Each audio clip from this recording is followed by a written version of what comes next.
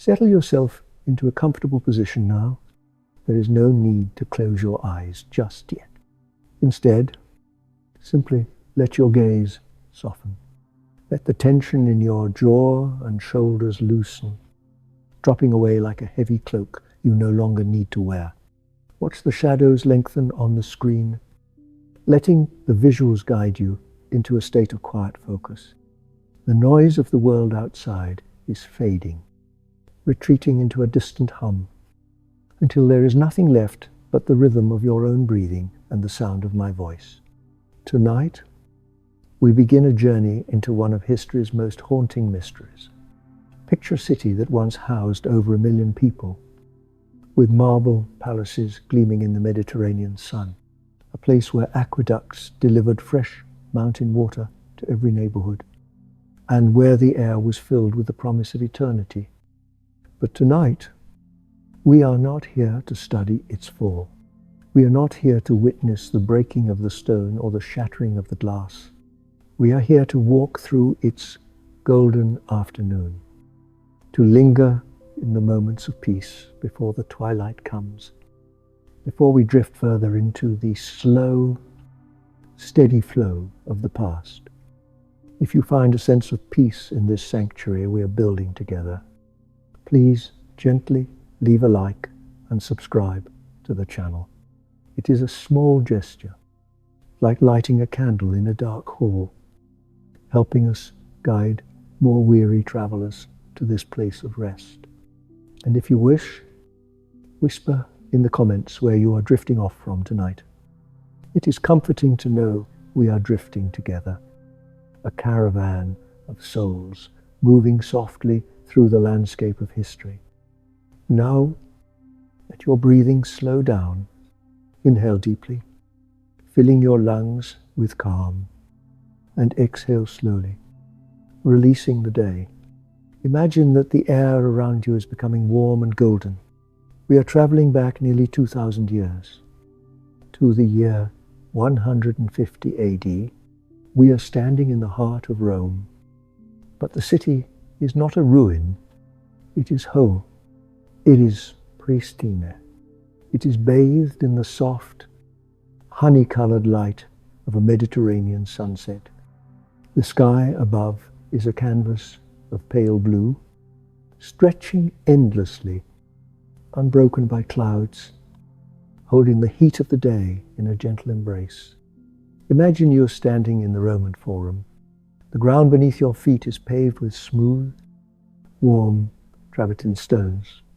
You can feel the stored heat of the sun radiating up through the soles of your sandals, a gentle warmth that travels up your legs, relaxing your muscles, softening the tendons, easing the weight of your own body. Look around you. The world is made of marble, white marble from Carrara, veined with grey like faint storm clouds trapped in stone. Pink marble from the quarries of the east, soft as the inside of a seashell. Green serpentine marble, cool and deep, brought from the mountains of Greece. The columns of the temples rise up, tall and majestic, like a forest of stone trees that have stood there for eternity. They are not cold, dead stone. They are warm, living monuments, breathing in the heat of the day, exhaling the memory of the earth. The sunlight is hitting the tops of these columns, turning them a brilliant, glowing orange.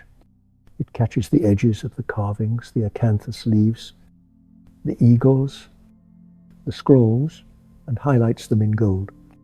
The shadows are long and purple, stretching across the plaza, offering cool pockets of shade where the air feels distinct.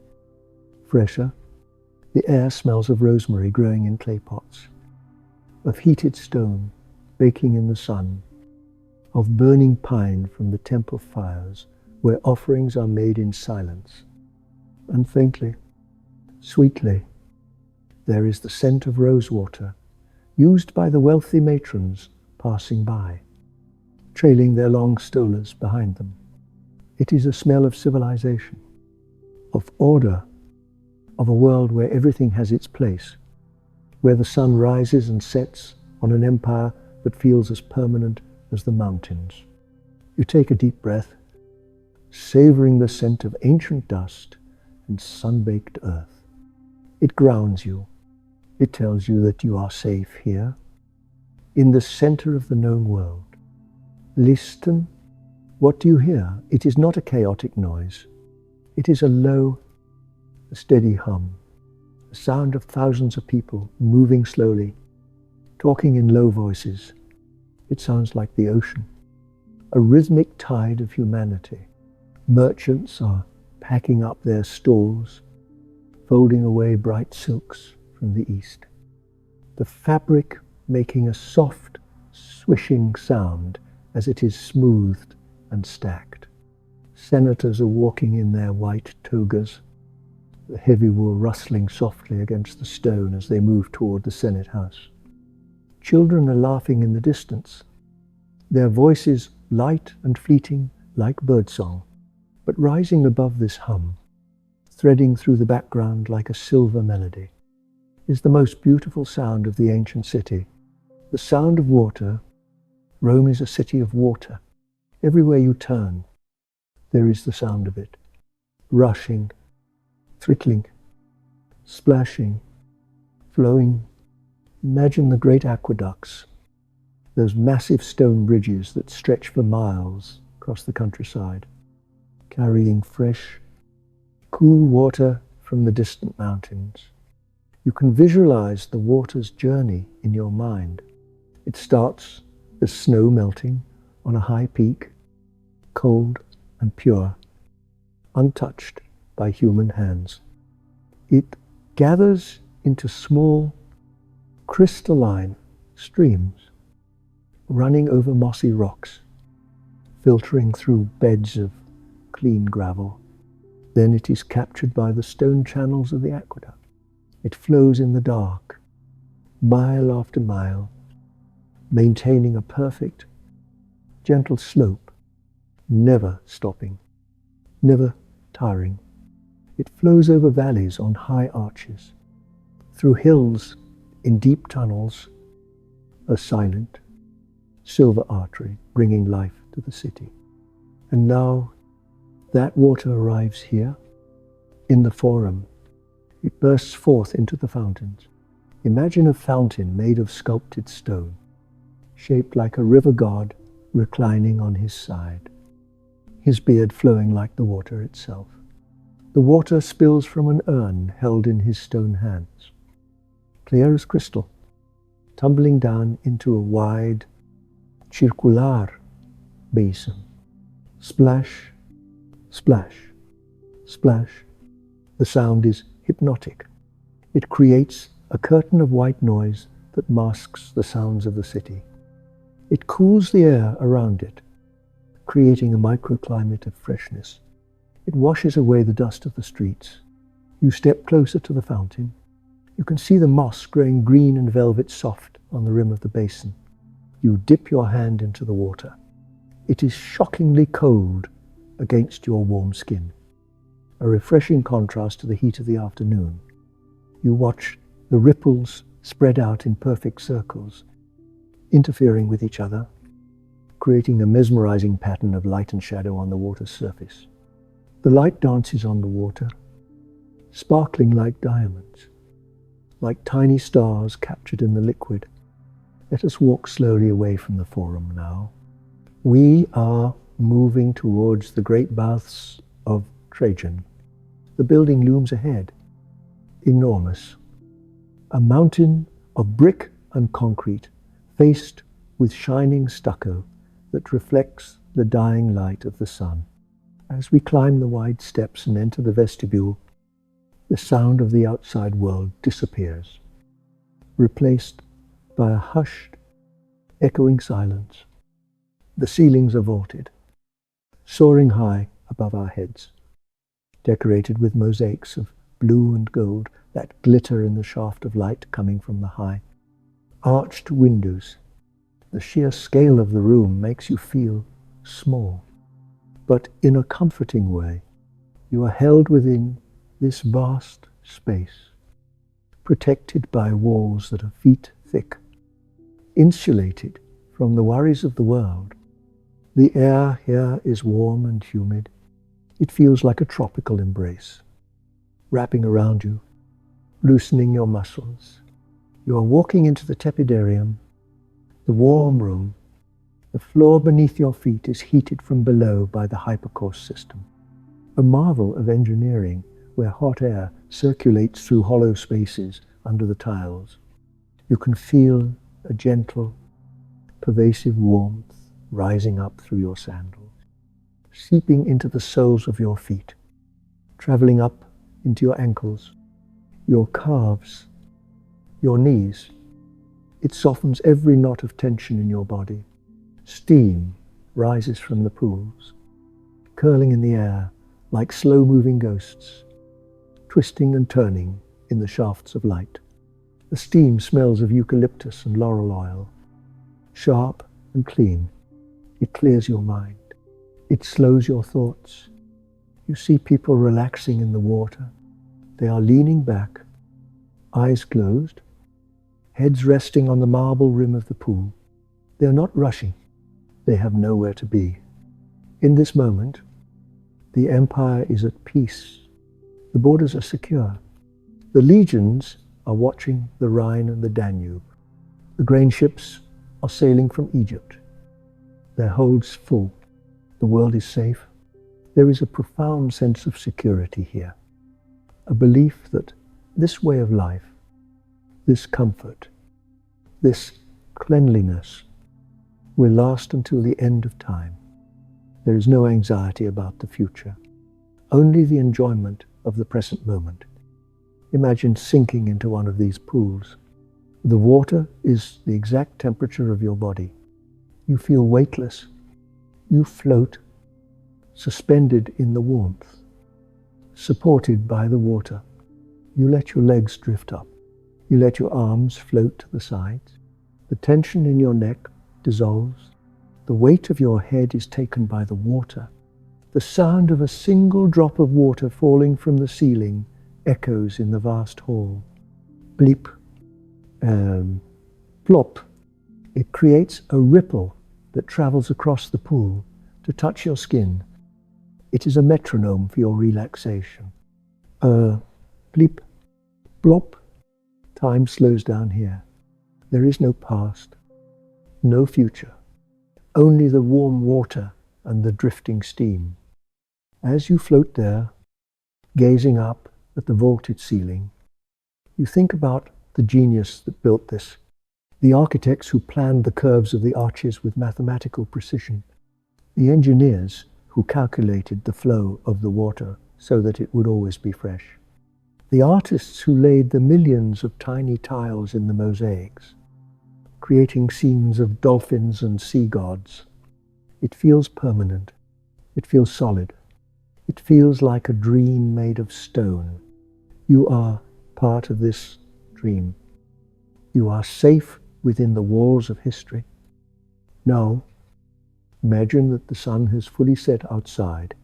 The high windows darken, turning from blue to deep violet, and then to velvet black. The natural light fades, and the artificial light takes over. The only light comes from the oil lamps that are being lit around the pool by silent attendants. Small, flickering flames in terracotta bowls that cast a soft amber glow on the water. The shadows dance gently on the walls, moving in time with the steam. The atmosphere becomes even more quiet, even more intimate. The chatter of the bathers dies down to a whisper, and then to silence. You step out of the baths, water streaming from your skin. You are wrapped in a soft, thick linen towel that has been warmed near a brazier. The fabric is rough but comforting against your skin. You dry yourself slowly. You put on your tunic and your sandals. You walk out of the great doors and into the night. The night air is cool and fresh against your warm skin, smelling of ozone and night-blooming jasmine. You walk through the quiet streets. The noise of the day has gone completely. Now, there is only the sound of your own sandals on the cobblestones. Clip, clop, clip. Now, clop, a steady, rhythmic beat, and the distant, ever-present sound of the fountains, singing their eternal song to the night. If your eyelids feel heavy now, you may allow them to close, or simply let your gaze remain soft and unfocused. Let the image of the gleaming marble fade slowly from your mind's eye. Let the golden light dim to a soft, comforting grey. Let the sound of the fountains become the rhythm of your own breath, in and out, flowing like the water in the aqueduct. Steady, unceasing, calm. We are drifting now, drifting away from the city centre, moving towards the gates, moving towards the road. For to understand this world, we must travel its veins. We must follow the path that leads out into the vast, quiet countryside. But for now, hold on to that feeling of the warm stone and the cool water. Let it anchor you in relaxation. Let it prepare you for the journey ahead. The marble dream is fading, but the sleep it brings is just beginning. The city gates of Rome are vast, towering arches of stone that mark the boundary between the urban dream and the open world. We pass through them now, floating silently through the dark archway, leaving the marble and the fountains behind us. Before us lies a ribbon of grey stone, stretching out straight and true toward the horizon, disappearing into the night. This is the Via Appia, the Queen of Roads. It is the spine of the empire, a masterpiece of engineering that connects the beating heart of Rome to the distant edges of the world. Imagine that you are hovering just above this road. You can see it cutting through the landscape like a silver thread woven into a tapestry of green and gold. It does not curve for hills, it cuts through them. It does not wander, it has a purpose. It is a symbol of will, of the human desire to connect, to reach out, to bring order to the wilderness. The stones are fitted together so perfectly. Huge polygonal blocks of basalt that you cannot slide a knife between them. They are smooth, polished by the passage of millions of feet and millions of wheels over centuries.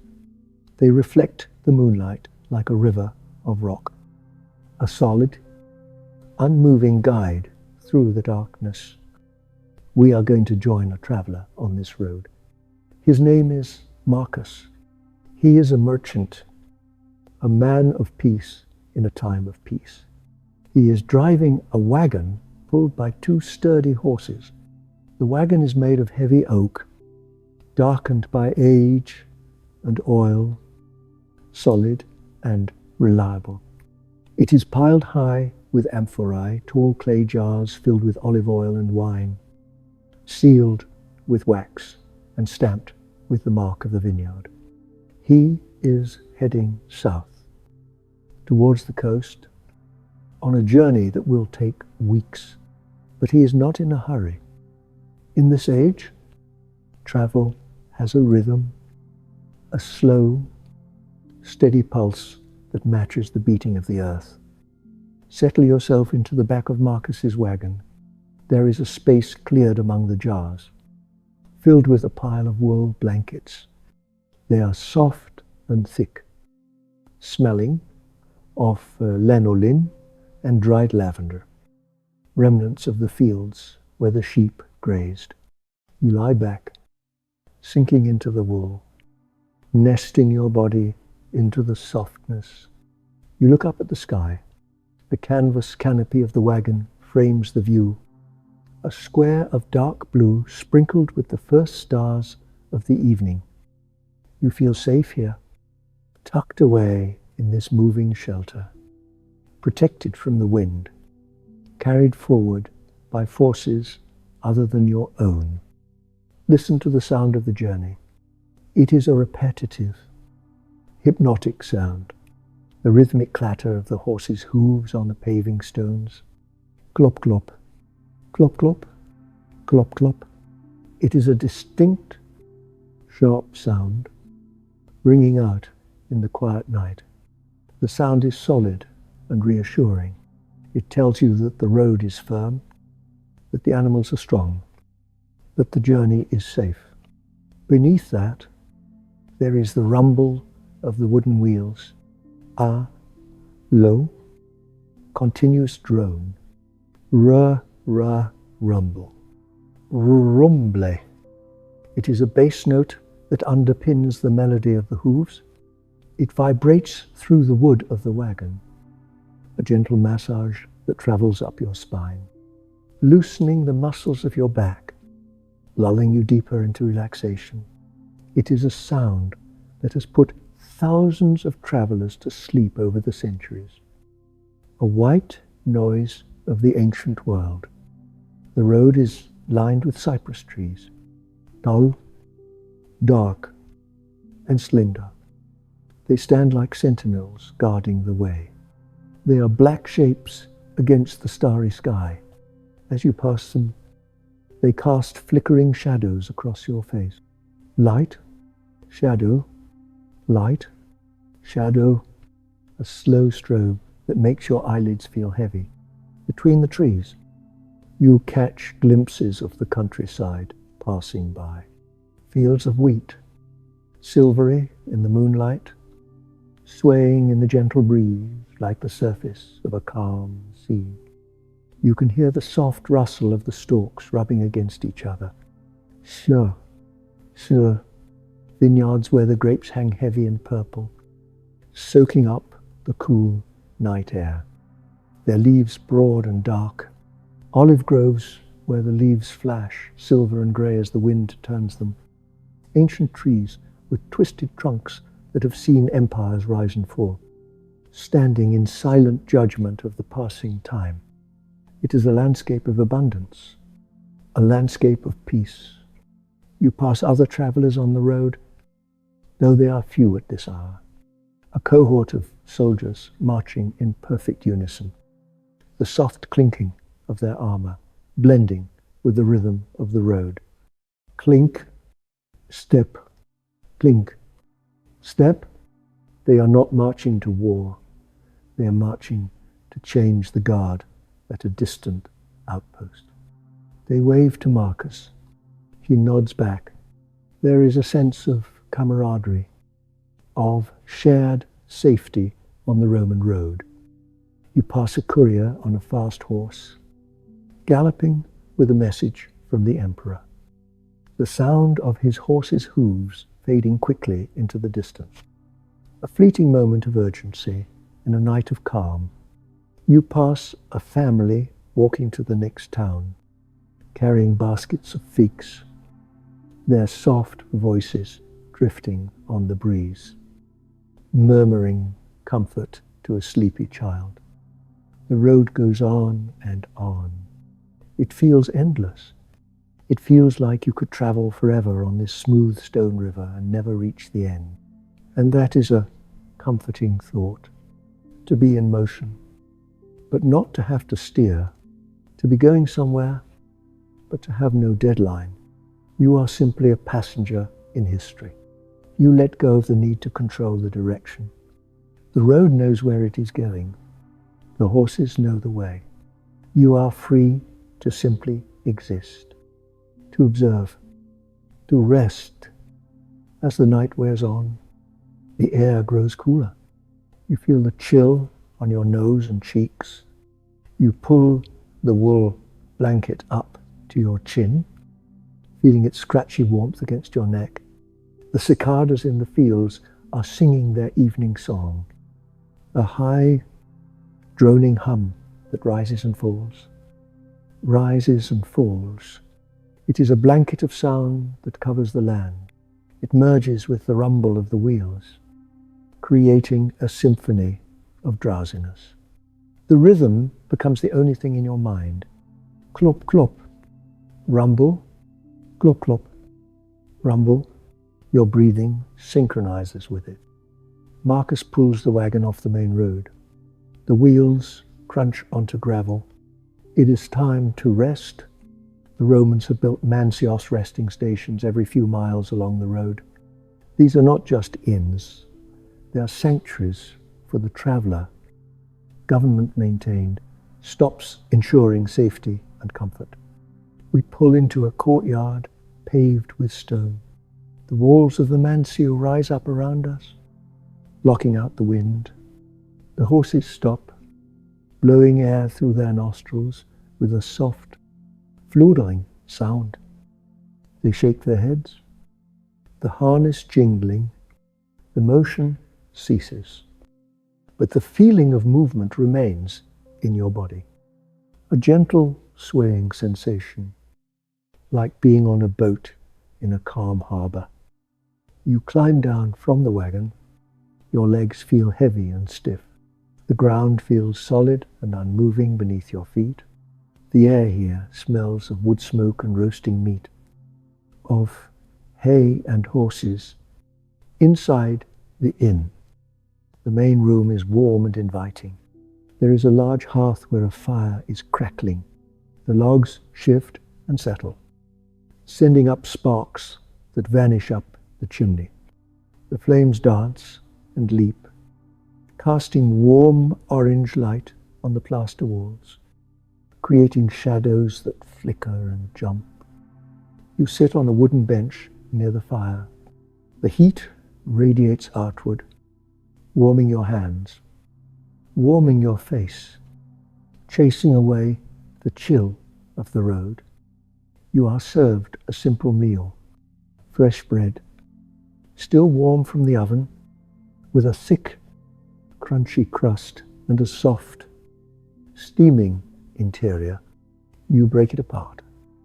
Watching the steam rise, a piece of sharp, salty cheese made from sheep's milk, a bowl of stew with herbs gathered from the garden thyme, oregano, sage, rich and savory, a cup of watered wine, dark and fruity. It is simple, honest food, and it tastes better than any banquet. You eat slowly, savoring every bite, feeling the nourishment spread through your body, making you heavy and content. The warmth of the food mixes with the warmth of the fire. Around you, other travelers are speaking in low voices. They are speaking Latin, Greek, Gallic dialects.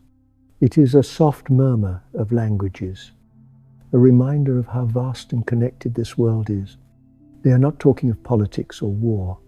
They are talking of the weather, of the harvest, of the road conditions, mundane, comforting topics. The hum of their voices is like a lullaby, a background drone that demands no attention. After the meal, you go to your room. It is a small cell, clean and spare. There is a narrow window that looks out over the countryside. You walk to it and look out. You can see the road, a pale stripe in the moonlight, stretching away into the darkness, leading to cities you have never seen, crossing rivers and mountains. It is silent now, empty and waiting for the morning. The moon hangs low and heavy in the sky, painting the world in silver. You turn away from the window and lie down on the bed. The mattress is stuffed with clean straw, but it is comfortable, shaping itself to your body. The sheets are rough linen, cool against your skin. You pull a heavy wool blanket over you, tucking it in around your shoulders. You are tired. A good physical tiredness that comes from fresh air and the rhythm of the road. Your body sinks into the mattress. Your muscles let go of the last bit of tension. You feel heavy, pressed down by gravity, safe and secure. As you lie there, in the quiet of the Roman night, you can still hear the phantom sound of the wheels in your mind. Rumble, rumble. You can still hear the horse's hooves. Glop, glop. The rhythm is inside you now, a lullaby that is carrying you away. You think of the road stretching out ahead of you, mile after mile of paved stone, leading to new cities, new landscapes, new adventures. But all of that is for tomorrow. Tonight, you are safe. You are sheltered. You are part of a vast network of protection and order. The empire is a blanket that covers you. The road is a thread that connects you to the world. And the night is a soft, dark hand that is gently closing your eyes. Outside, the crickets are singing. The wind is rustling the cypress trees. The moon is watching over the Via Appia. And you are drifting down the road of sleep, traveling into the land of dreams. The wheels are turning slower now, slower and slower, until they stop, and there is only silence and peace. We have traveled the long, straight roads that bind the empire together. And now, as the afternoon sun begins its slow descent toward the horizon, we arrive back at the gates of the city. But this is not the Rome of the high noon, bright and frenetic. We have moved forward in time, slipping gently through the decades, arriving in the quiet amber light of the 3rd century. The city has changed. It has not been destroyed. It has simply exhaled. The golden energy of the past has deepened into a warm, heavy drowsiness. It is the era of the slow fade, a time when the world began to turn inward, seeking rest after centuries of exertion. Let us stand for a moment at the edge of the forum. The marble still gleams, but the light is softer now, filtered through a haze of time. The crowds that once surged like a tide have receded. There is space here now, vast open space where the air can circulate freely, carrying the scent of dry stone and distant rain. You can walk across the plaza without brushing shoulders with a single soul. The silence is not empty. It is pregnant with peace. It is the silence of a library after the patrons have gone, or a theatre after the final curtain has fallen. Let us focus on something small, something intimate to anchor us in this new reality. Imagine you're holding a coin in the palm of your hand. It is a denarius, the heartbeat of the Roman economy. In the old days, this coin was bright, sharp, and heavy with pure silver. It felt cold and substantial against the skin. But look at the coin in your hand now. Decades of hands have passed over it. The silver has been mixed with copper, with bronze, until it has taken on a warm, earthy grey tone. It is lighter now, thin as a wafer. The face of the emperor stamped upon it has been worn smooth by the friction of 1,000,000 transactions. The sharp nose, the laurel wreath, the proud chin, they have all softened into a gentle blur, a ghost of authority. Run your thumb over the surface. It feels like a smooth pebble found on a beach, shaped by the endless motion of the sea. This fading silver is not a sign of tragedy tonight. It is a symbol of release. It represents a world that is letting go of the need for sharp definition, for precise values, for the endless counting of wealth. The money has become tired. It wants to rest in your pocket. It wants to stop moving. We begin to walk through the marketplace. The stalls are still here. Wooden frames, weathered by the sun and rain. Canvas awnings, bleached to a pale bone color. But the frenetic energy of commerce has dissipated. The shouting merchants, the haggling buyers, the clatter of scales, it has all faded into a low, murmuring hum, like the sound of bees in a distant hive. Walk past the stall of a silk merchant.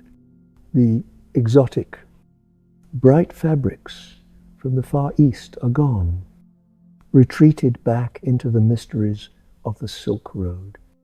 In their place are stacks of local wool, shorn from sheep that graze on the hills you can see from the city walls. The wool is thick, soft, and undyed. It smells of the earth, of lanolin, of the simple comfort of the countryside. It is creamy white, warm, grey, deep brown. Touch it. Your fingers sink into the deep pile. It promises warmth. It promises durability. It does not promise luxury, but it offers something better: contentment. Move to the next stall. Here is the potter. His wares are no longer the thin, fragile, red gloss pottery of the past. They are sturdy, heavy clay jars and bowls, glazed in earthy greens and yellows. They are vessels made to hold the soup of the evening, the water of the morning. They are solid. They are grounded. You watch the potter as he arranges his wares. He moves with a slow, deliberate grace. He picks up a bowl, wipes a speck of dust from it with a cloth, and places it gently back in line. There is no rush. There is no line of customers demanding his attention. He has time to appreciate the curve of the clay, the coolness of the surface. He pauses to look up at a cloud drifting lazily across the strip of blue sky between the buildings. He is breathing in the quiet of the afternoon. The transaction at the next stall captures the essence of this new world.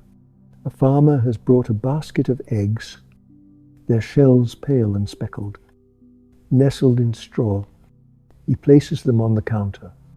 The leather worker, a man with hands stained by oak bark and tannin, nods slowly.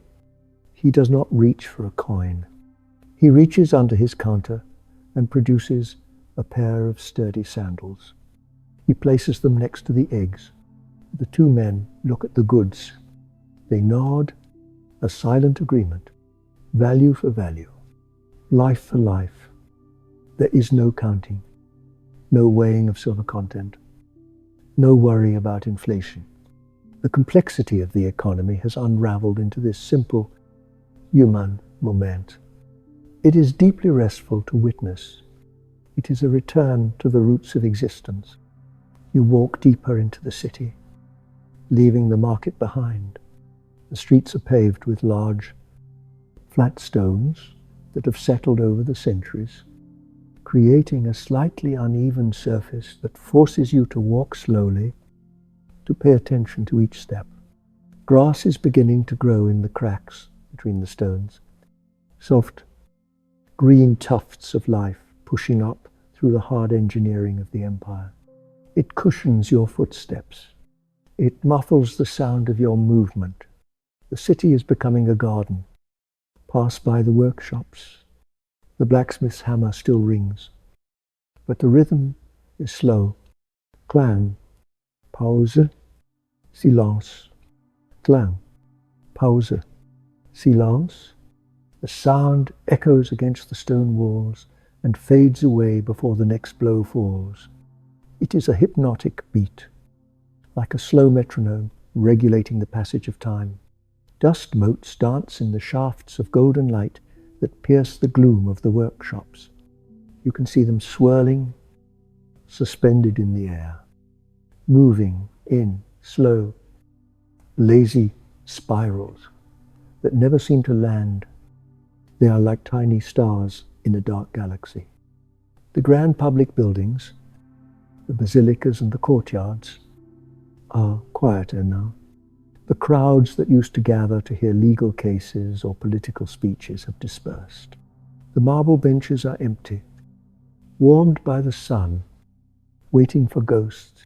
You sit on one of these benches. The stone is solid beneath you. You look up at the columns soaring into the sky. Vines have begun to climb them, green tendrils wrapping around the white marble, leaves unfurling in the sunlight. Nature is slowly embracing the architecture, softening the hard lines, reclaiming the stone. It is a gentle conquest. There is no violence in it, only the slow, steady creep of green. In the residential districts, the great apartment blocks, the insulae, stand tall and silent. The upper floors, once teeming with the noise of families, are empty now. The shutters are closed, shielding the empty rooms from the sun. The life of the city has moved down to the ground floor, closer to the earth.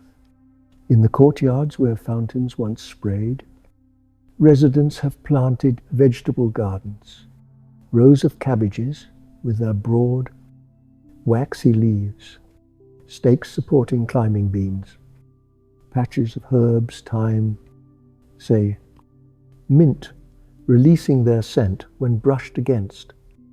A goat is tethered to the base of a statue, chewing contentedly on a patch of clover. Chickens scratch in the dirt, making soft, clucking sounds that are deeply comforting. The city has become a village.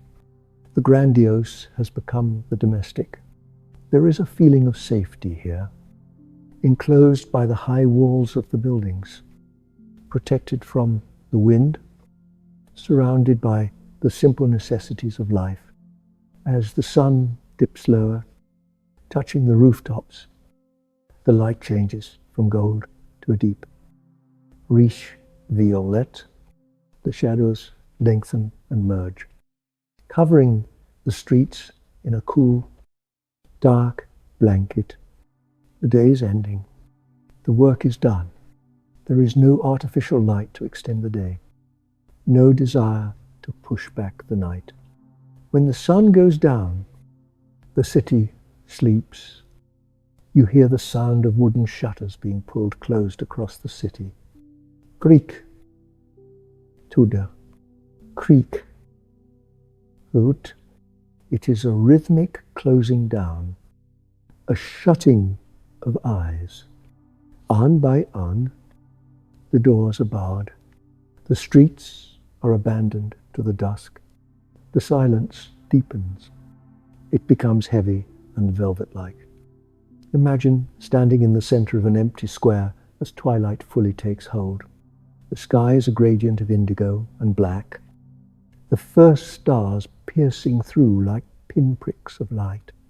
The air is cooling rapidly, carrying the distinct, savory scent of wood smoke. 100 fires have been lit in 100 hearths. Families are gathering. The focus has shifted from the public world to the private world, from the empire to the home. You feel a profound sense of solitude, but it is not lonely. It is the solitude of a watcher who sees the beauty in the quiet. The economic collapse, the fading of the silver, the emptying of the market. It is not a disaster tonight. It is a rest cure. The fever of civilization has broken, and the patient is sleeping. The frantic spinning of the wheel has slowed to a halt. You walk slowly toward the city gates. They stand open, their bronze hinges rusted into a fixed position. There are no guards challenging you. There is no need. The road outside calls to you. You step through the archway and look back at the city one last time. It is a silhouette against the stars, a dark, slumbering shape. It is beautiful in its quietude. Feel the peace of this place settle into your bones. The demands of the world have evaporated. There is nothing you need to buy. There is nothing you need to sell. Your worth is not measured in silver coins. You are simply a consciousness floating through the stream of time, witnessing the gentle closing of an era. The night air wraps around you. The crickets begin their song in the fields beyond the walls, a rhythmic, chirping chorus that fills the empty spaces. You are drifting away from the fading silver, drifting away from the empty market, carried on the current of the deepening night. You are safe. You are calm. You are ready to leave the city behind and find the path that leads to even deeper silence. We stand now at a crossroads in the moonlight. Behind us lies the sleeping city, with its fading silver and its moss-covered stones. Before us, the Roman road forks. To the left, the paved stones continue, broad and flat, leading toward other cities, other markets, other remnants of the imperial dream. But to the right, a narrower path turns away. It is an unpaved track, soft with dust and fallen leaves, winding its way up toward the wooded hills that rise dark and mysterious against the night sky. It leads away from the marble, away from the stone, toward the green silence of the wilderness. Tonight, we take the path to the right. We are joining a quiet migration, a movement not of armies, but of souls. We are following the footsteps of those who decided that the noise of the world was too much, that the complexity was too heavy, and that the only true wealth was peace. We are walking the path of the great departure. Imagine you are walking on this dirt path. Feel the ground beneath your sandals. It is softer than the Roman road, more forgiving. The dust is cool and powdery. The air here smells different. It does not smell of stone and smoke and humanity. It smells of damp earth, rich and fertile. It smells of pine resin, sharp and clean. It smells of wild sage crushed underfoot and ferns unfurling in the damp shadows. It is the smell of the living earth, untermed and vibrant. Breathing in the night, the trees close in around you as you climb, oaks and beeches, their branches meeting overhead to form a tunnel of leaves. The moonlight filters through the canopy in dappled patches, shifting on the ground like pools of liquid silver. You are walking through a cathedral of trees, the pillars made of trunks, the roof made of rustling leaves. You are walking in the footsteps of a man named Paulinus. He was once a wealthy senator, a man who owned vineyards and villas, who wore robes of Tyrian purple and commanded the respect of thousands. But he felt a hollowness in the city, a noise in his spirit that the fountains could not drown out. So he gave it all away. He sold the villas with their heated floors. He freed the servants. He discarded the silk robes. And he walked up this path, carrying nothing but a walking stick and a heart-seeking rest. Feel the shedding of burdens as you walk with him. With every step away from the city, you leave something behind. You leave behind the need to be important. You leave behind the need to be rich. You leave behind the need to be remembered. You leave behind the emails, the notifications, the schedules, the deadlines. The trees do not care who you are. The wind does not care about your bank account. Here, in the forest, you are just a breathing creature, equal to the deer and the owl. You are light. You are free. The path grows steeper. Your muscles work, a pleasant, rhythmic exertion that warms your body in the cool air. You can hear the sound of a stream nearby, water rushing over rocks. It is a wilder, freer sound than the tamed water of the aqueducts. It bubbles and laughs, cleaning the stones, cleaning the air. You stop to drink from it. Kneeling on the mossy bank, you cup your hands and dip them into the flow. The water is freezing cold, tasting of minerals and melted snow. It shocks you awake and then settles you into a deeper calm. Ahead, through the break in the trees, you see a light. It is not the angry glare of a city fire. It is not the cold light of a street lamp. It is a soft, steady, golden glow, a single candle in a window. You have reached the destination. A monastery. It is a simple cluster of buildings made of rough-hewn stone and timber, blending into the hillside as if they grew there naturally. There are no grand columns here, no triumphal arches, no statues of conquering emperors, just thick walls to keep out the wind, and a sturdy roof to keep out the rain. A high stone wall surrounds the garden, creating a sanctuary within a sanctuary. You approach the heavy wooden gate. There is no guard. There is no lock. You push it open, and it swings silently on well-oiled hinges. You step inside. The silence here is different from the silence of the empty city. The city's silence was a silence of loss, of fading, of something that used to be there and is now gone. The silence of the monastery is a silence of presence. It is a thick, intentional silence. It is a silence that is listened to, a silence that is cultivated like a rare flower. It is a living thing. You walk across the courtyard. It is planted with medicinal herbs, lavender, chamomile, mint, rosemary.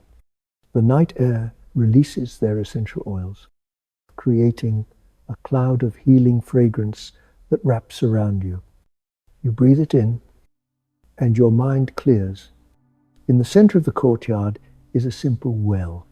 You sit on the stone rim for a moment, looking up at the square of stars framed by the monastery walls.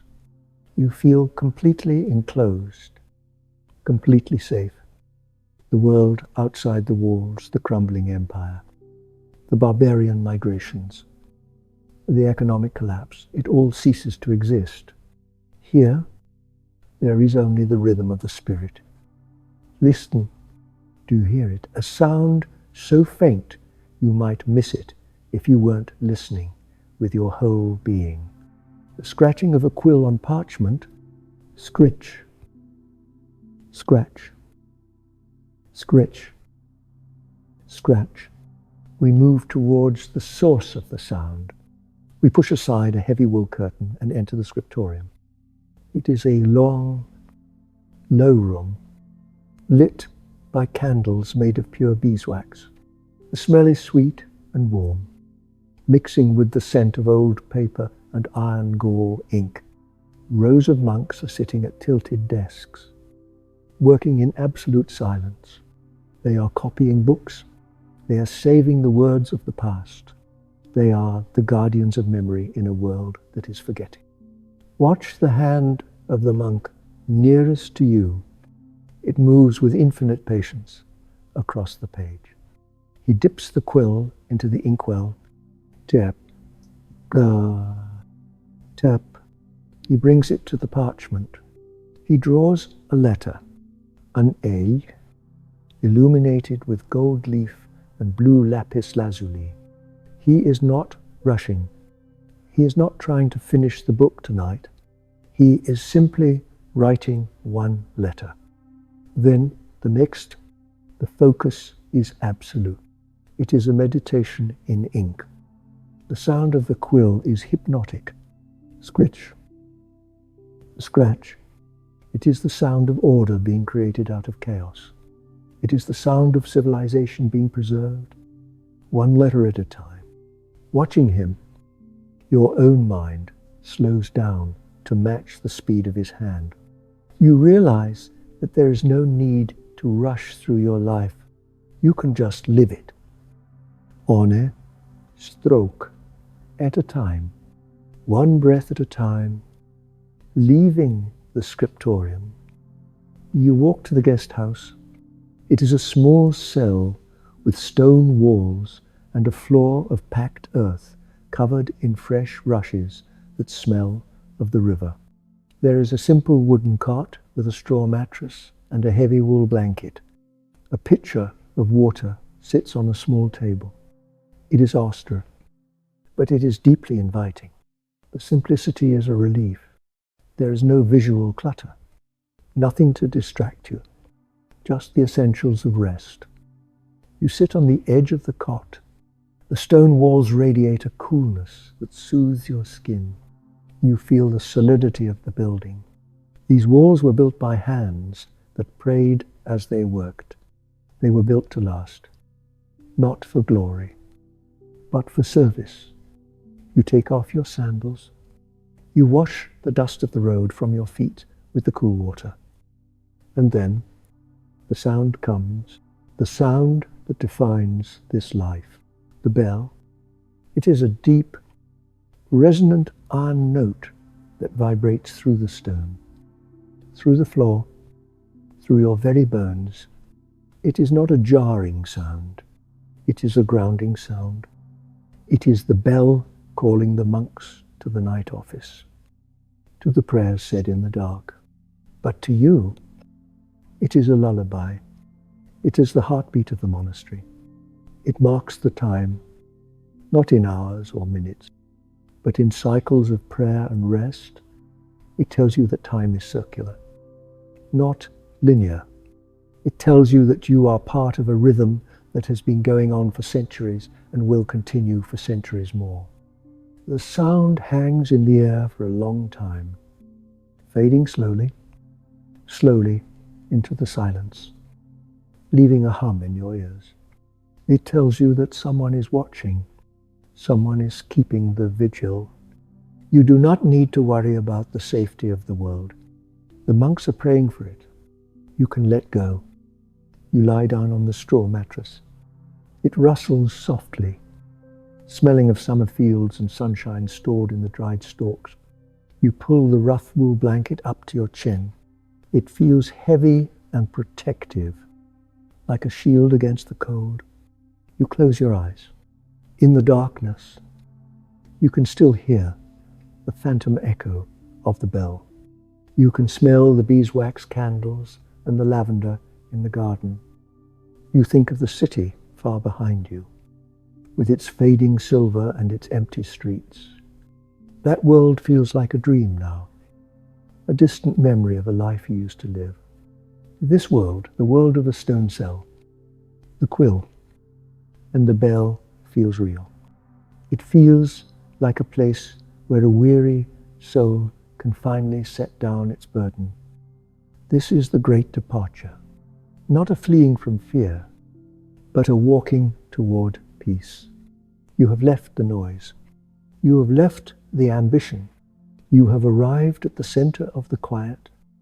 The bell rings one last time, softer now, a final note of benediction, and then of silence, a silence so deep it feels like the bottom of a well, a silence that cushions you, supports you, holds you. You are safe in the stronghold of peace. You are guarded by the walls of faith. You are drifting on the river of night, carried towards the shores of sleep. The quill has stopped scratching. The candle has burned low. The world is asleep. And soon you will be too. We have left the sanctuary of the monastery, walking back down the winding hill path in the soft, pale light of a new dawn. But as we walk, the wheel of time turns forward again. The years are dissolving into centuries. We are drifting away from the era of the departure and entering the era of the great silence. We are walking back toward the city we visited long ago. But it is no longer a city of shouting merchants, marching legions, or anxious politicians. It has undergone a profound transformation. It has become a garden of stone. Let us approach the city gates once more. The heavy wooden doors, once reinforced with iron bands to withstand battering rams, have long since returned to the earth. They have rotted away into rich, dark soil, leaving the entrance open to the sky. The bronze hinges remain, green with patina, frozen in an open gesture of eternal welcome. There is no one here to stop us. There is no guard to ask for a toll. There is no official to demand a passport. The city belongs to the wind now. It belongs to the birds. It belongs to the deep, restful quiet of history. Walk with me onto the Via Sacra, the sacred way. The paving stones are still here. Those massive polygonal blocks of basalt quarried from the deep earth. But they have changed. They are no longer a flat, hard surface designed for the rapid movement of chariots. The earth beneath them has breathed, shifting slightly over the centuries, heaving with the frost and the thaw, creating gentle undulations like a frozen grey sea. And between the stones, life has returned. Look closely at the ground beneath your feet. It is a tapestry of green, moss, thick and velvet soft, has filled every crack and crevice. It is a brilliant, luminous emerald green, glowing in the morning light. It is soft to the touch, like the fur of a sleeping animal. When you walk here, you make no sound. The hard, clattering echo of sandals on stone is gone, replaced by a soft, muffled whisper. Step, silence. Step, silence. Small white flowers, wild chamomile and daisies, have pushed their way up through the gaps, turning the imperial road into a meadow. The air smells of crushed grass, damp earth, and the mineral scent of wet stone. It is a scent that is clean, wild, and incredibly peaceful. We approach the forum. The great columns still stand, white and majestic, against the blue sky. But they are no longer cold and aloof monuments to human pride. Nature has embraced them. Ivy has begun to climb the marble fluting. Watch the ivy in your mind's eye. It moves slowly, inch by inch, year by year. Its leaves are dark and glossy, shaped like hearts, veined with pale green. It wraps around the stone like a lover's arm, softening the hard lines of the architecture, blurring the edges between what was built and what has grown. It is a slow, gentle conquest. The stone does not fight back. It accepts the embrace. It allows itself to be clothed in green. Birds have built their nests in the intricate capitals of the columns, high above the ground, tucked into the carved acanthus leaves. You can hear them calling to one another.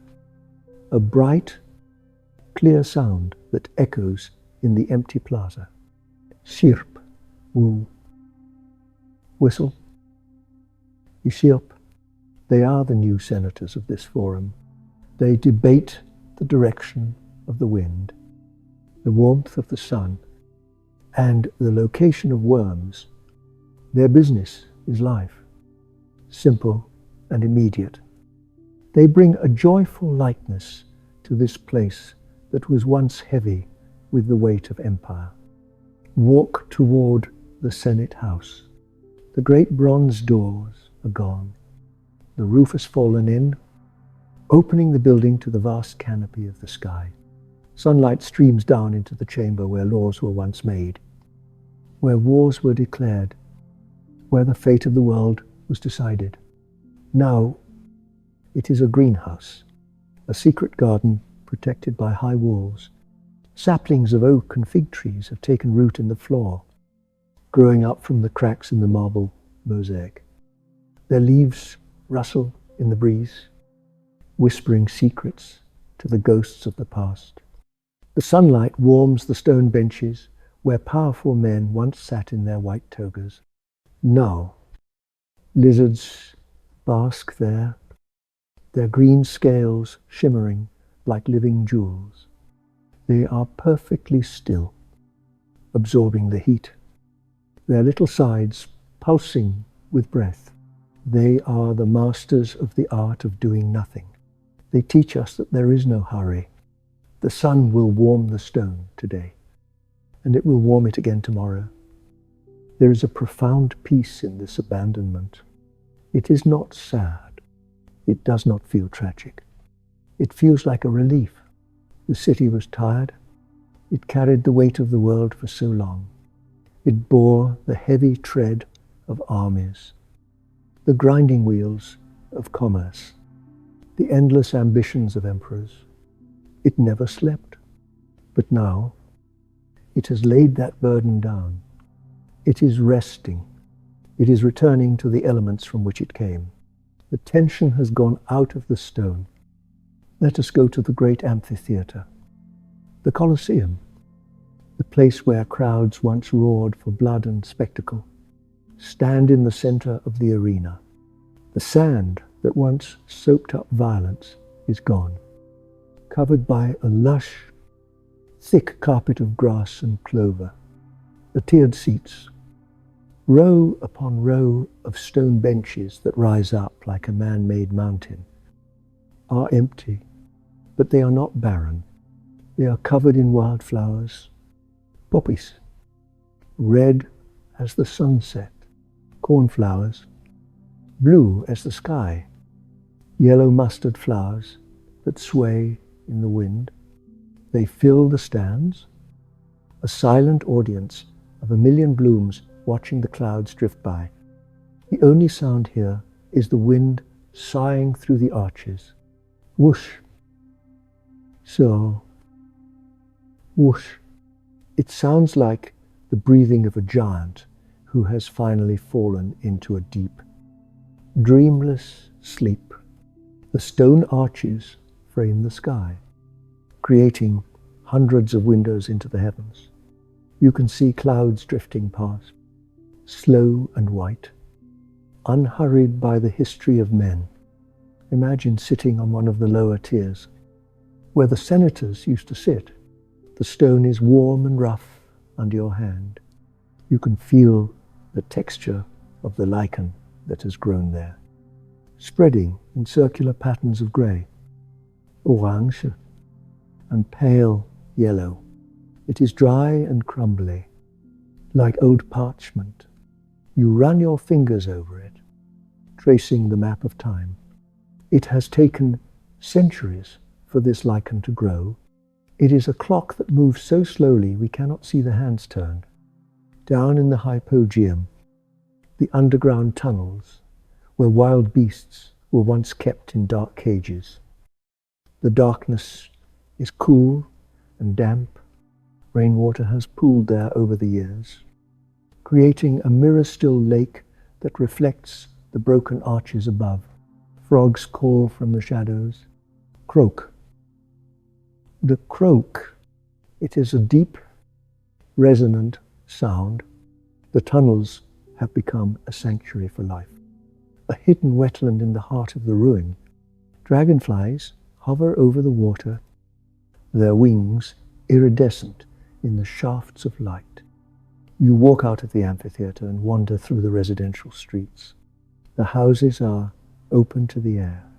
The roofs are gone, but the walls remain. Like the partitions of a honeycomb, you can look into the private lives of the past. Here was a kitchen, the hearth now cold and filled with lush ferns unfurling their fronds.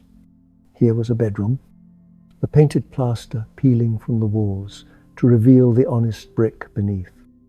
The colours of the frescoes Pompeian red, ochre yellow, sea green are faded, softened by the rain and sun. They look like watercolour paintings left out in the mist, dreamy and indistinct. A family of sheep is grazing in what was once a grand atrium.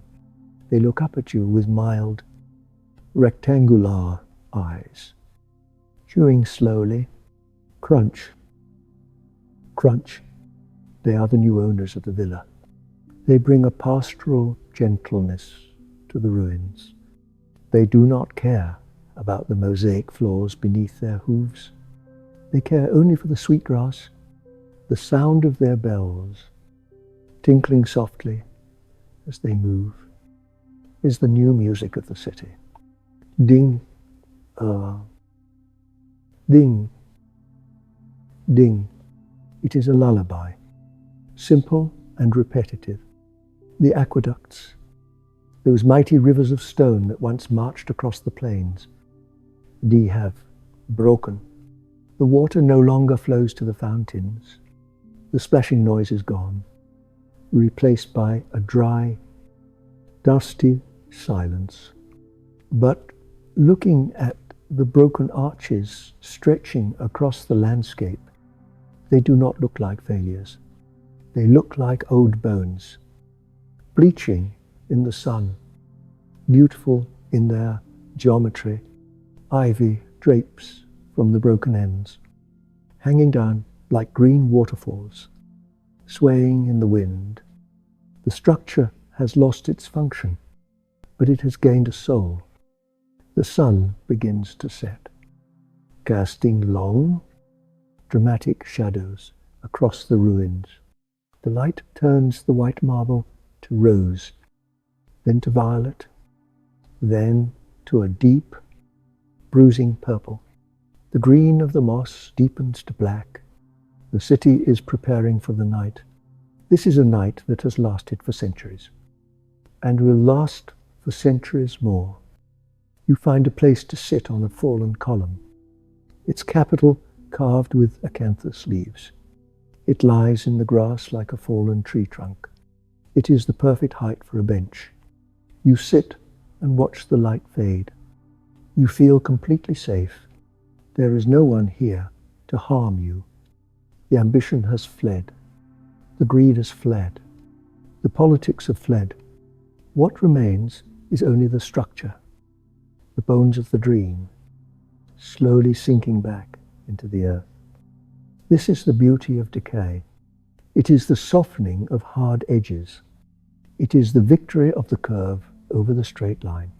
It is the victory of the slow over the fast. Nature does not rush.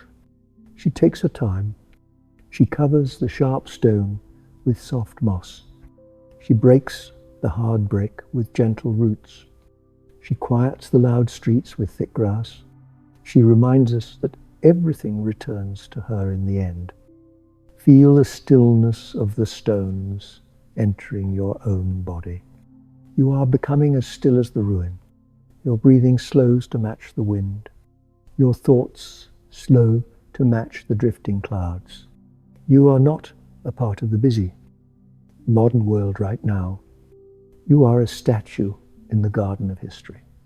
You are a silent observer of the long, slow passage of time. The stars begin to come out, one by one, pinning the velvet curtain of the night to the sky. They shine down on the roofless houses, filling the empty rooms with starlight. The moon rises, a pale coin, turning the marble to silver. The city glows in the darkness, a ghost of its former self, beautiful and serene. You are drifting in this silver light. The silence is a physical weight, a heavy blanket that keeps you warm. There is nothing to do here. There is nothing to fix. The city has already fallen. The story is already told. All that is left is the peace of the aftermath. The peace of the stone sleeping under the stars. Rest here. Let the moss cushion you. Let the ivy hold you. Let the silence fill you. You are part of the ruin now. You are part of the peace. The wind whispers through the grass. Sure. Sure. Sleep. The years continue to turn, blurring into decades, into centuries. We drift forward on the river of time, moving deeper into the shadows of late antiquity. We are approaching the 6th century. The atmosphere changes. The air grows heavier, damper, cooler. A mist begins to roll in from the sea. A thick, white fog that moves silently through the streets, blanketing the world in a soft, opaque silence. This is the era of the great slumber. It is the time when the heartbeat of the urban world slowed down, until it was barely a pulse.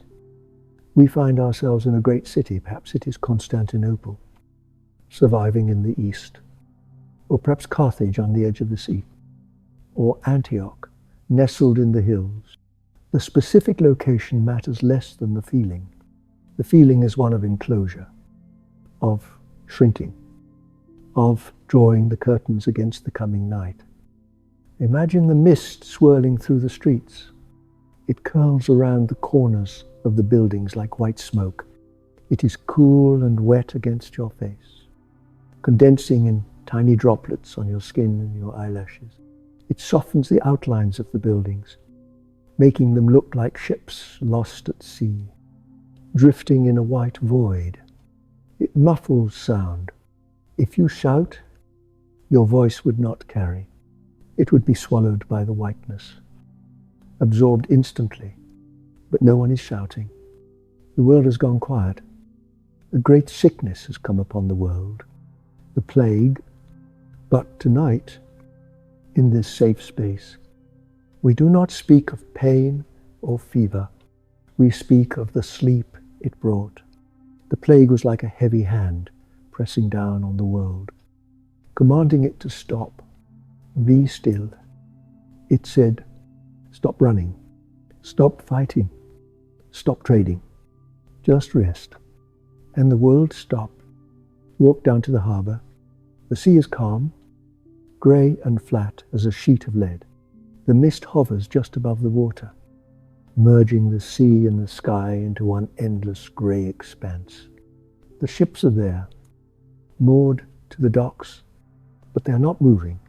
Their sails are furled, tied tight against the masts, looking like folded wings. The wood is damp with fog. Water condenses on the ropes, dripping slowly onto the deck. Drip, drip, drip. The sound is rhythmic and hypnotic. There are no sailors climbing the rigging. There are no merchants shouting orders. There are no cranes lifting bales of cargo. The trade routes have fallen silent. The silk from China, the pepper from India, the grain from Egypt, they are not coming. The horizon is empty. The sea lanes are deserted. The warehouses along the quay are closed. The great wooden doors are barred and locked. Inside, in the dark, the dust settles on stacks of amphorae, on bales of wool that will never be woven, on ingots of tin that will never be melted. The economy has frozen. It is a moment of suspended animation. The objects remained, but the energy that moved them has gone. They sit in the dark, waiting for a dawn that is centuries away. You walk back into the city, moving away from the water. The streets are empty. The population has shrunk, retreating indoors, retreating into the safety of small rooms. The city feels too big now. It is like a garment that is too large for the body wearing it. The great avenues, designed for the march of legions and the processions of emperors, are now walked by only a few solitary figures. They move quickly, heads bowed against the mist, wrapping their cloaks tight around them. They are shadows passing in the fog. We are witnessing the contraction of the world.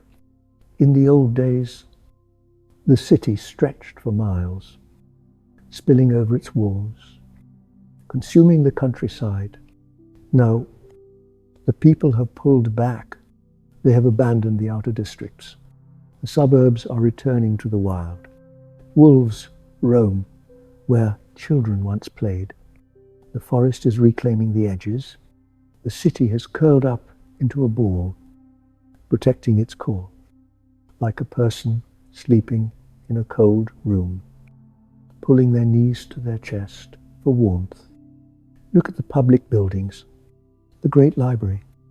Once the center of learning and debate, the doors are shut. Inside, the scrolls sit on their shelves, thousands of them, holding the wisdom of the ancients. But there is no one reading them. The silence in the library is absolute. It is a dense, heavy silence, smelling of old papyrus, dry leather, and dust.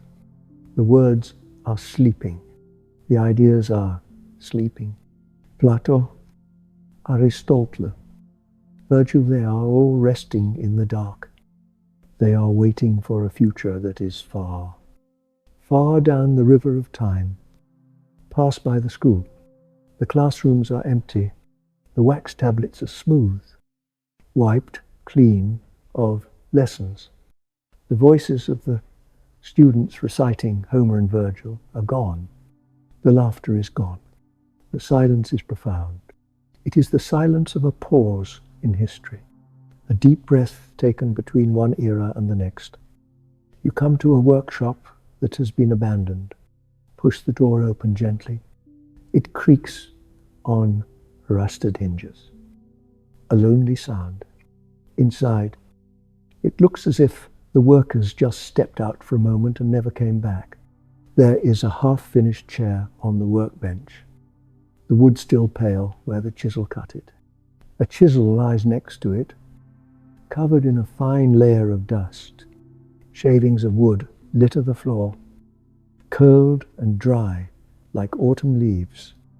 A cup stands on the table, a dark stain of wine at the bottom, dried to a crust. It is a still life painting of interruption. You can feel the presence of the people who were here, but they are gone. They have moved to the countryside, seeking safety in isolation, or they have passed into the next world. The workshop is sleeping. The tools are sleeping, waiting for hands that will not return. The mist thickens outside. It presses against the windows, a wall of white.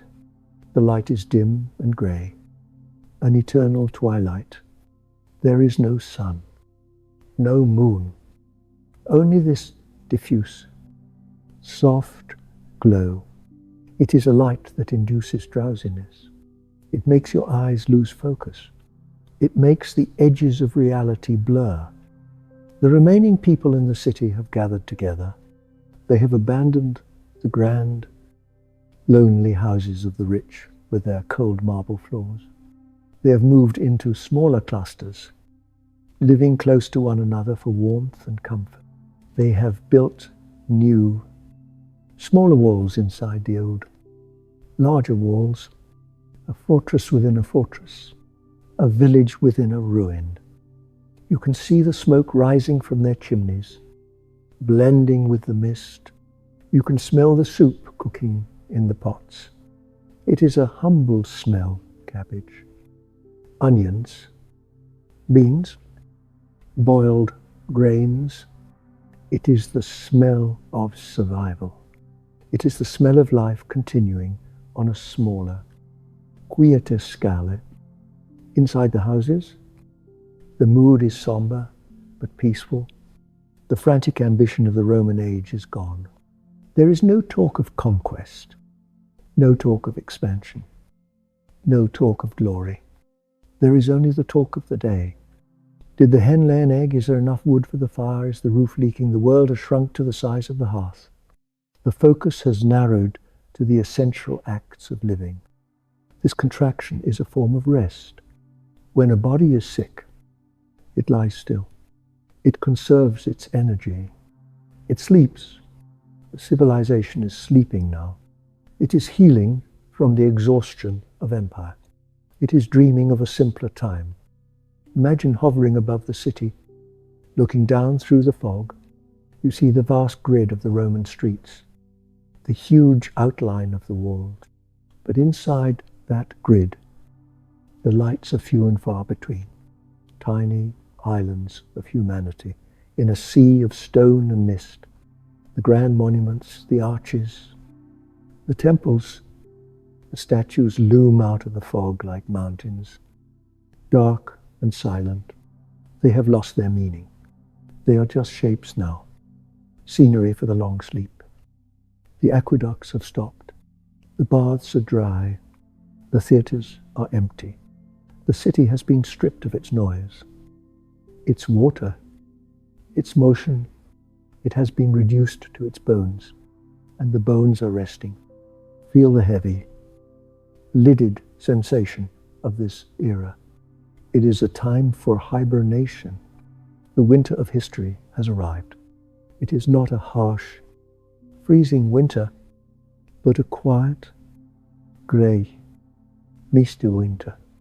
A time to stay indoors, a time to wrap yourself in wool, a time to speak in whispers, a time to sleep. The sound of the bell from a distant church tolls through the fog.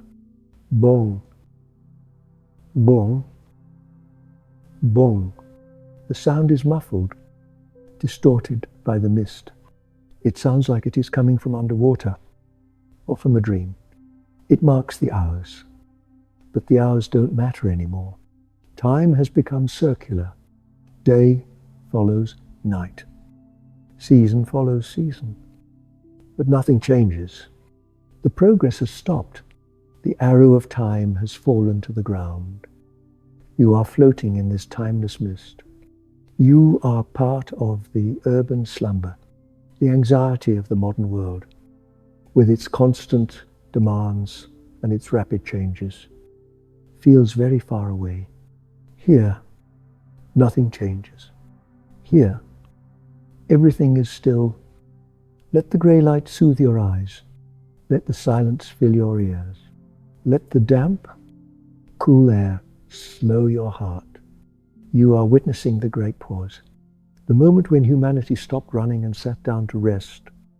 The city sleeps. The harbour sleeps. The library sleeps. The tools sleep. The stones sleep. And you, too, are sinking into that deep, historical sleep, wrapped in the mist of memory, safe in the ruins of the past, drifting, drifting, drifting into the silence. We leave the sleeping city behind, shrouded in its mist and its memories. We travel further, not just across the land, but deeper into the fabric of time. The grand, unified empire has fragmented like a dropped mirror, breaking into 1,000 smaller, quieter pieces. We are entering the age of the hearth. We are moving away from the cold marble of the public square to the warm, rough stone of the private estate. The world is becoming smaller, more intimate, and infinitely more grounded. Imagine you are walking through the countryside. The landscape has changed. The endless, manicured vineyards of the Roman peace have grown wilder. The forests have returned. reclaiming the edges of the fields.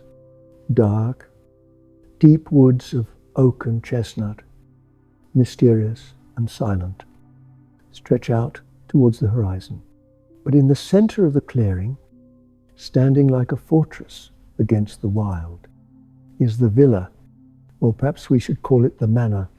It is the seed of the castle. It is the anchor of the new world. It is built of thick, sturdy stone, gathered from the ruins of old walls or pulled from the riverbed, stones that have been smoothed by centuries of water.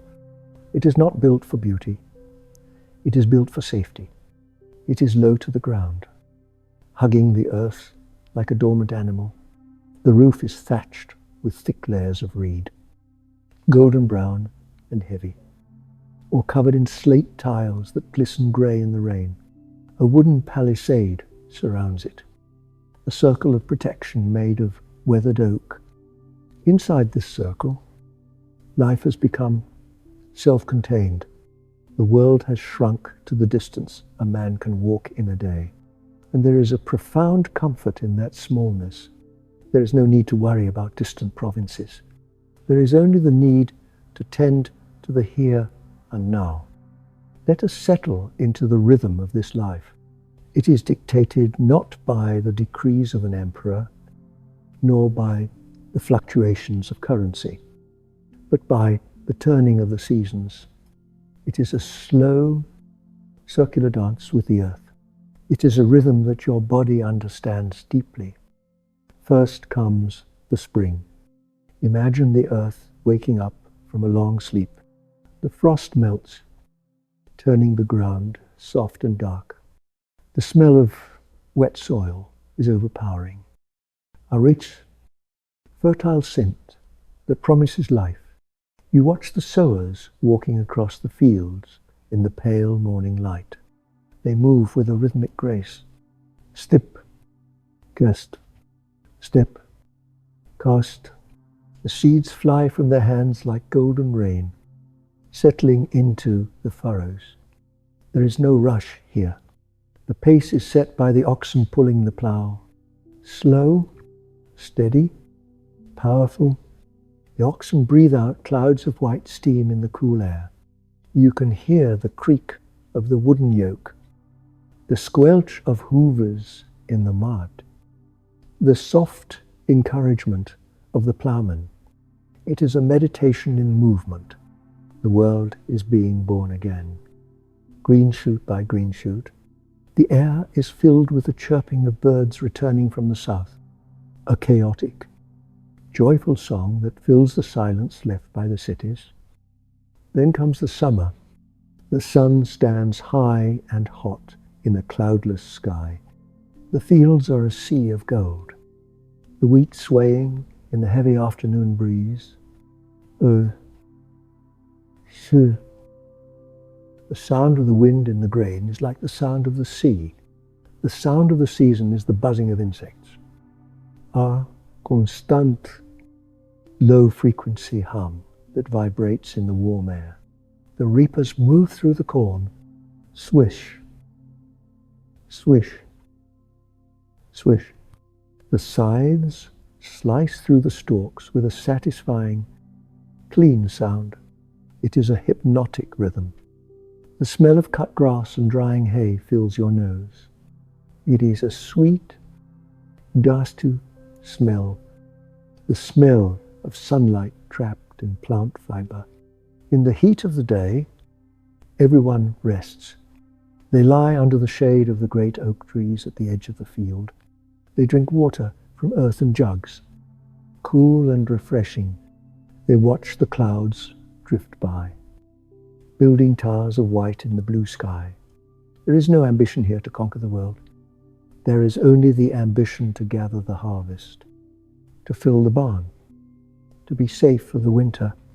The sun warms your skin, making you feel heavy and relaxed. Then comes the autumn. The light turns golden and nostalgic, slanting low across the stubble of the fields. The air grows crisp, carrying the first hint of frost. This is the season of gathering. In the orchards, the apples hang heavy and red on the gnarled branches. You can hear the soft thud as they fall into the woven baskets. Thud, tude. The smell of fermentation begins. The scent of cider and crushed grapes. In the vineyards, the leaves turn crimson and gold, fluttering to the ground. The grapes are harvested, purple and sweet, bursting with juice. They are crushed in the great wooden vats. The juice flows, dark and rich. It is the blood of the earth, being stored for the cold days ahead. The smoke from the bonfires rises straight up in the still air, smelling of burning leaves and pine cones. It is a signal that the year is ending. The world is turning inward. The days are growing shorter, urging us to seek shelter. And finally, winter. This is where we will linger. For the winter of the Middle Ages is the ultimate time of sleep. The world outside is frozen. The ground is hard as iron. Snow covers the fields. A thick, white blanket that silences the landscape, muffling every sound. The trees are bare skeletons against the grey sky, their branches tracing intricate patterns of black lace. The wind howls round the corners of the manor house, searching for a way in, but it cannot enter. The walls are too thick. The door is barred. The windows are shuttered tight. You are inside the great hall of the manor. It is not a grand hall of marble pillars and echoing spaces. It is a room of wood and stone, low-ceilinged and intimate. The floor is covered in fresh rushes and herbs, sage, lavender, meadowsweet that release their scent when you walk on them. But the center of the room, the center of the world, is the hearth. Imagine the fire. It is huge. Logs the size of tree trunks are burning there. Oak and ash and beech, wood that has been seasoning for a year. They burn with a steady, roaring heat. The flames leap up, orange and yellow and blue, painting the walls with dancing light. The wood crackles and pops, snap and hiss. It is a conversation the fire is having with itself. You sit on a wooden bench, covered in thick sheepskins, close to the warmth. You can feel the heat radiating onto your face, your hands, your shins. It pushes back the cold. It creates a sphere of safety. It warms the marrow of your bones. The light in the room is dim and golden. There are no harsh lamps, just the firelight and perhaps a few tallow candles flickering on the table, smelling of beeswax. The shadows in the corners are deep and soft. They are not threatening shadows. They are just the resting places of the light. The rafters above are lost in the gloom, holding the scent of centuries of smoke. Listen to the sounds of the household. It is evening. The work is done. A large iron pot is suspended over the fire, bubbling gently. Bloop, bloop. It smells of root vegetables, onions, carrots, turnips and savory herbs gathered from the garden. It is a smell that waters the mouth and soothes the soul. It is the smell of sustenance. Someone is spinning wool in the corner. The spinning wheel turns with a rhythmic whir. Whir, veer. It is a sound like a cat purring, steady and unbroken. A dog is sleeping by the hearth, dreaming, its paws twitching occasionally, letting out a soft sigh. This is the feudal world. It is often called a dark age, but sitting here by the fire, it does not feel dark. It feels concentrated. It feels secure. The complexity of the Roman world, with its trade networks and its currency and its politics, has all fallen away. What is left is this fire, food, shelter, family, the basics of existence. You feel a deep sense of self-sufficiency. Everything you see in this room was made here. The wood was cut from the forest outside. The stone was gathered from the field. The wool was shorn from the sheep in the fold. The food was grown in the earth just beyond the door. There is no dependence on distant ships or failing empires. You are safe because you are grounded. You are connected to the source of your own life. You are woven into the fabric of the land. The wind rattles the shutters, but it only makes the interior feel warmer. You pull the sheepskin tighter around your shoulders, feeling the softness of the wool against your neck. You watch the embers glowing deep red in the heart of the fire. They pulse with heat, like a slow heartbeat. You stare into them, and your mind empties. The dancing flames are mesmerizing. They wash away your thoughts. They burn away your anxieties. They tell you a story without words, a story of warmth and survival. The people in the room are speaking in low voices. They are telling stories, not the grand epics of Virgil or Homer, but local stories, stories of the forest, of the saints, of the ancestors who built this house. Their voices are melodic, rising and falling like a gentle tune. You do not need to follow the words. The tone is enough. It is the sound of human connection. It is the sound of a tribe keeping the dark at bay. As the night deepens, the fire burns down. The flames lower, becoming a bed of glowing coals. The heat becomes gentler, a steady, baking warmth that makes your eyelids heavy. The activity in the room slows. The spinning wheel stops. The pot is taken off the hook. It is time for sleep. In this world, sleep is not just a biological necessity. It is a season. When the sun goes down, the world stops. There is no artificial light to fight against the dark. There is only acceptance. You move to your sleeping place. It is a box bed, enclosed on all sides by wood to keep out the drafts, filled with a mattress of goose feathers. It is like a nest. You climb in. You pile the heavy wool blankets over you. The weight is comforting. It holds you down. It swaddles you. You lie there in the dark. You can still smell the wood smoke. You can still hear the wind outside, a distant, impotent verse.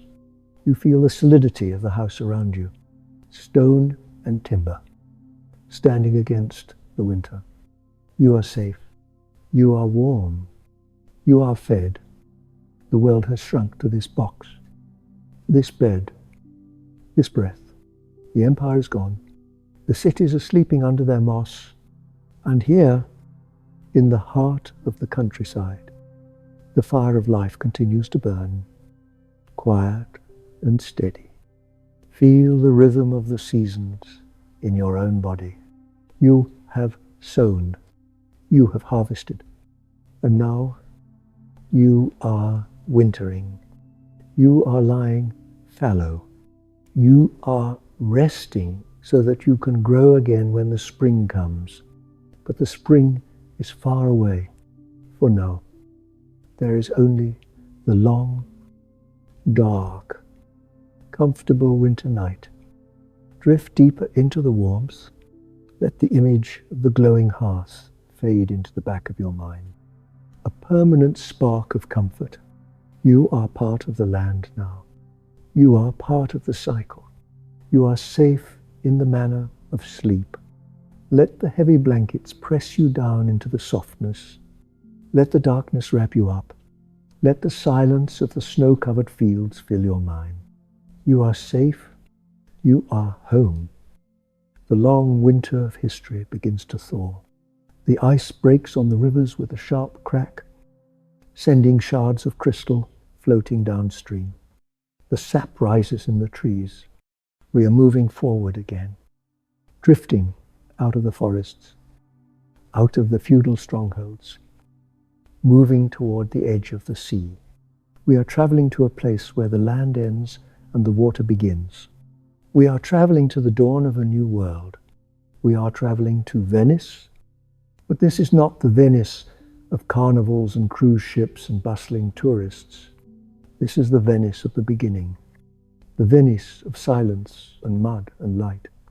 Imagine a vast, shallow lagoon. It stretches out to the horizon, a mirror of grey and blue water, merging with the sky so seamlessly you cannot tell where one ends and the other begins. It is a world of mist and reeds, of waterfowl and silence. Here, on a cluster of muddy islands, refugees have gathered. They are fleeing the last of the barbarian raids on the mainland. They have run until they could run no further, until they reached the water. And here, they have stopped. There are no walls here, no stone fortresses. There is only the water. The water is their wall. The water is their shield. Watch them build. It is a slow, miraculous process. They do not build on the ground, for there is no solid ground. They drive millions of wooden stakes, alder trees, brought from the mainland deep into the mud. Tud, tut, tud. The sound echoes across the lagoon, a rhythmic heartbeat of creation. They drive them down through the silt, down through the clay, until they hit the solid bedrock far below. They are pinning the city to the earth. They are creating a foundation where none existed. On top of these forests of submerged wood, they lay planks of larch, wood that hardens in the water like stone. And on top of the planks, they lay stones, Istrian limestone, white and water resistant, brought by boat from across the sea. And on the stones, they build their houses. It is a city that floats, a city that defies gravity, a city born from the marriage of earth and sea. Imagine gliding through this early city in a small boat. There are no streets here, only canals. There are no wheels. The sound that defined the Roman world, the clatter of hooves and the rumble of wagons, is gone. It has been replaced by the sound of water. Listen to it. It is the most soothing sound in the world. Slap, slap, slap. The water laps against the sides of the boat. It laps against the stone foundations of the houses. It is a constant, gentle applause. The oar dips into the water with a liquid swish, swish, drip, swish, drip. It is a rhythm that rocks you, that cradles you. It is the rhythm of the womb. The light in Venice is different from anywhere else. The water reflects the sky, doubling the light. It dances on the undersides of the bridges, casting, shimmering, watery patterns on the brickwork. It shimmers on the walls of the houses. The whole city seems to be moving, breathing, shifting with the tide.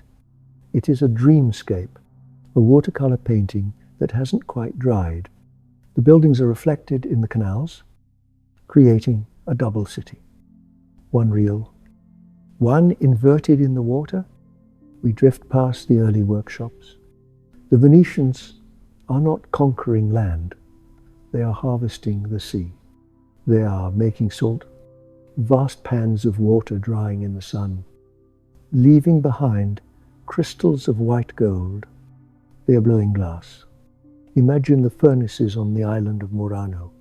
The fire is hot, orange and intense, but the glass is liquid, flowing like honey on the end of the blowpipe.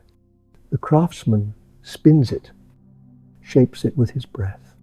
He creates a goblet as thin as a soap bubble, transparent and perfect. It is the opposite of the heavy Roman stone. It is light.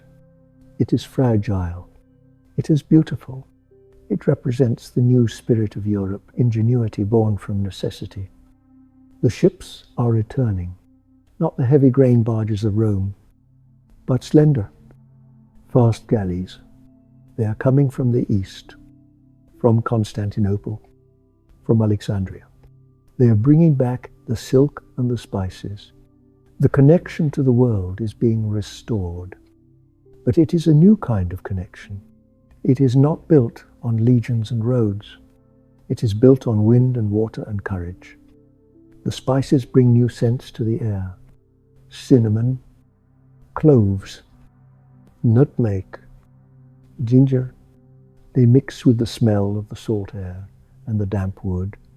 It is the smell of possibility, the smell of a world waking up from a long sleep. It is the scent of the future. But tonight, we are not here for the commerce. We are here for the water. We drift further out, away from the houses, into the open lagoon.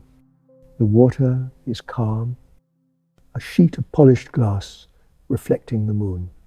The moon is full, a great white orb hanging low over the Adriatic. It paints a path of silver on the water, a road of light leading to the horizon. You are lying in the bottom of the boat. You are wrapped in a cloak of Venetian velvet, soft and deep red. You look up at the stars.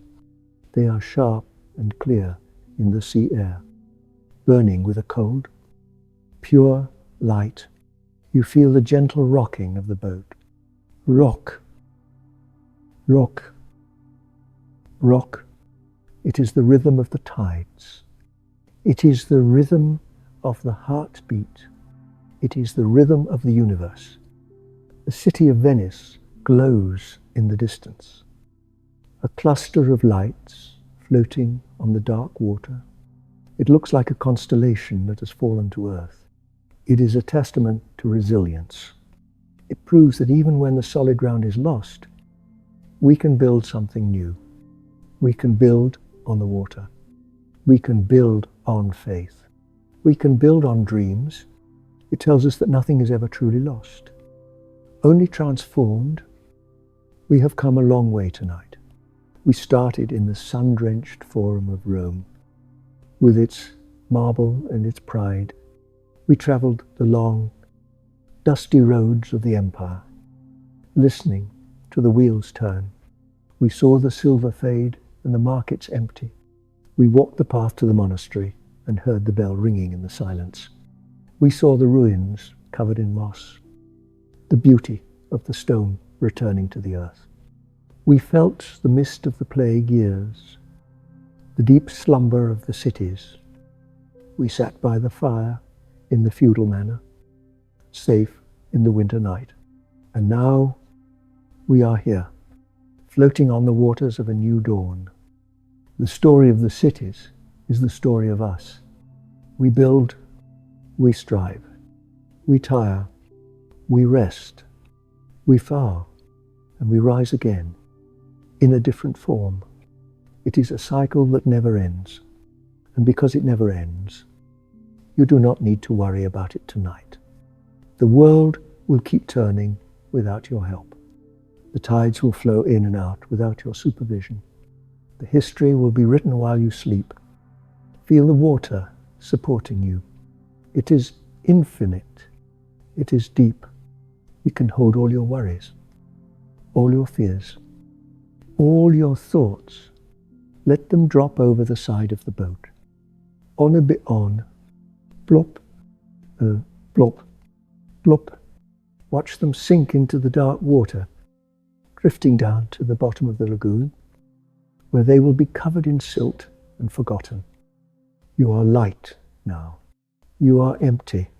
You are clean. The boat drifts on. The only sound is your breath and the water. In, out, swish, a slap. In, out, swish, slap. The rhythm captures your breathing, slowing it down, smoothing it out. The eastern sky is beginning to turn a pale. Soft violet, the night is ending. But the sleep is just taking hold. This is the deepest hour, the hour of peace, the hour when the soul is most free. You are safe. You are held by the water. You are watched over by the stars. You are part of the great, long, beautiful story of the world. And now, the story is pausing. The page is turning.